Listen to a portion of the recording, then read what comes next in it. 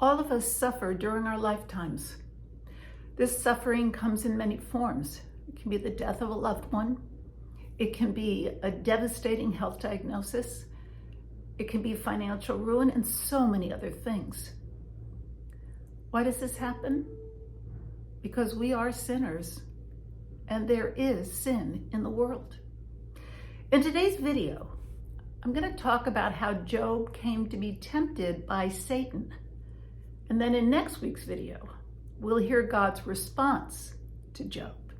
Hello, I'm Kathy Bartow. The book of Job is the oldest book in the Bible. The story of Job is both sobering and instrumental in our understanding what believing and truly trusting in God means. What do we know about Job? Well, he was a righteous man who loved God and was considered blameless in God's eyes. Experts believe that Job was a real person, like Noah, Moses, and Abraham. The book of Job starts out with Job loving God and living in righteousness. Job is from the land of Uz. He was a very wealthy landowner, had a large family, 10 children, and lots of livestock. In fact, Job's wealth was measured in livestock. Job chapter 1, verse 3. He owned 7,000 sheep, 3,000 camel, 500 teams of oxen, and 500 female donkeys. He also had many servants. He was, in fact, the richest person in that entire area. So Satan goes to heaven and approaches God with a proposition. Listen to Job chapter 1, verses 6 through 12. One day the angels came to present themselves before the Lord, and Satan also came with them. The Lord said to Satan, "Where have you come from?" Satan answered the Lord, "From roaming throughout the earth, going back and forth on it." Then the Lord said to Satan, "Have you considered my servant Job? There is no one on earth like him. He is blameless and upright, a man who fears God and shuns evil." "Does Job fear God for nothing?" Satan replied. "Have you not put a hedge around him and his household and everything he has? You have blessed the work of his hands so that his flocks and herds are spread throughout the land. But now stretch out your hand and strike everything he has, and he will surely curse you to your face." The Lord said to Satan, "Very well then, everything he has is in your power, but on the man himself do not lay a finger." Then Satan went out from the presence of the Lord. Without explanation, Satan tests Job by bringing immense personal tragedy on him. Job doesn't know that God has allowed Satan to test him. In short, God is showing that even when we undergo tremendous suffering, that we need to keep our eyes on God, trusting that his ways are higher than our ways, that his understanding is higher than our understanding.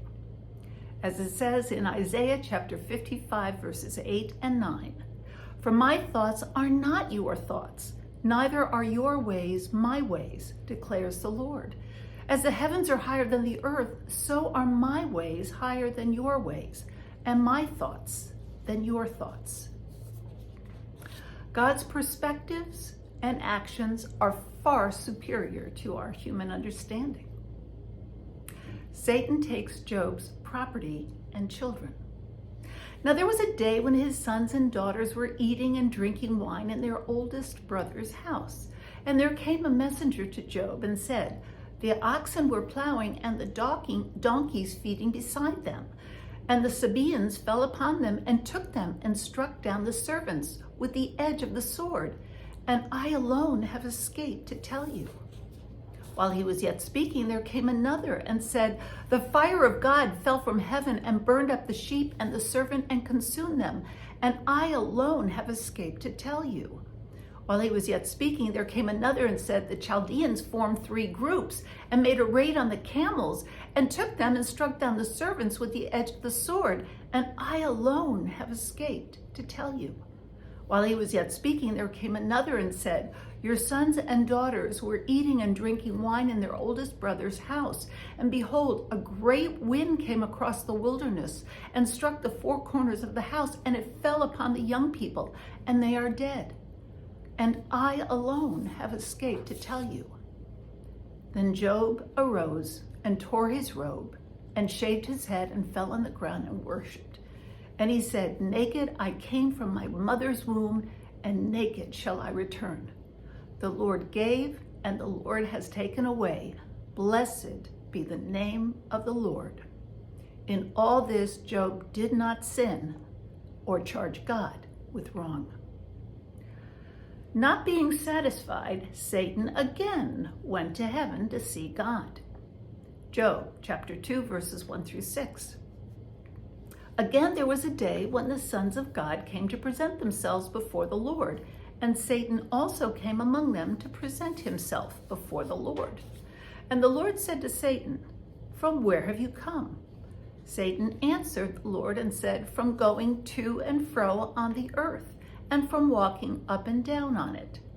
And the Lord said to Satan, "Have you considered my servant Job, that there is none like him on the earth, a blameless and upright man who fears God and turns away from evil? He still holds fast his integrity, although you incited me against him to destroy him without reason." Then Satan answered the Lord and said, "Skin for skin. All that a man has he will give for his life. But stretch out your hand and touch his bone and his flesh, and he will curse you to your face." And the Lord said to Satan, "Behold, he is in your hand, only spare his life." So Satan struck Job with horrible, painful boils from the top of his head to the bottoms of his feet, and still Job did not curse God. Job's wife said to him in Job chapter 22, verse 9, "Are you still maintaining your integrity? Curse God and die." But Job didn't do this. Word got around, and soon Job was visited by three friends, Eliphaz, Bildad, and Zophar. They didn't say a word as they spent 7 days and nights with Job because Job was in intense pain. Then they spoke. His friends said that Job must have done something horrible to make God so angry with him that God took away his family, his possessions, and made him suffer with painful boils. But over and over again, Job said that he did not sin against God. His friends didn't believe him. Finally, in Job chapter 16, verse 2, Job tells his friends that they are miserable comforters. Job also said that he wished he had never been born. Next week, we'll look at the exchange between God and Job. Regardless of what happens in our lives, our responsibility is to God, to obey him, to trust him, and to submit to his will. Till next time, peace be with you.